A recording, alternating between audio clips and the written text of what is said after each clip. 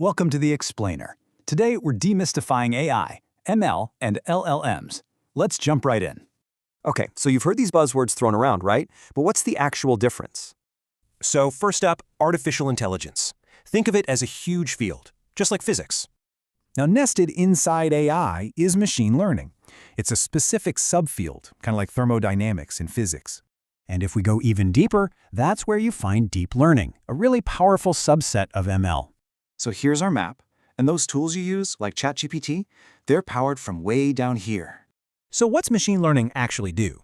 It basically trains a program to make smart predictions. And how do they learn?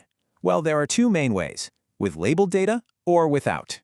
For example, a supervised model can look at past restaurant orders to then predict future tips. But an unsupervised model, it finds hidden patterns on its own, like grouping high-performing employees. All right, let's talk deep learning. It uses neural networks, inspired by our own brains, for complex stuff. What's that good for? Well, a bank can use it to spot tricky fraud patterns. Now, deep learning models come in two main flavors, ones that classify stuff and ones that create stuff. So, a discriminative model is basically a sorter. It learns to tell things apart, like cats from dogs.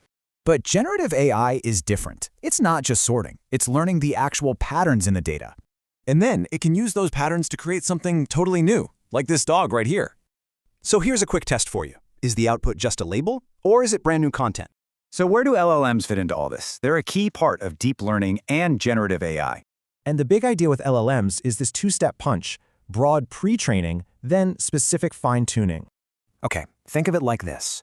Imagine a dog that's been pre-trained with all the basic commands. This dog is a great generalist, right? But it's not a specialist. Yet. But now, what if that same dog gets fine-tuned with special training as a guide dog? Suddenly, it's a specialist. And that's exactly how LLMs are adapted for industries like healthcare. And here's why that's a huge deal.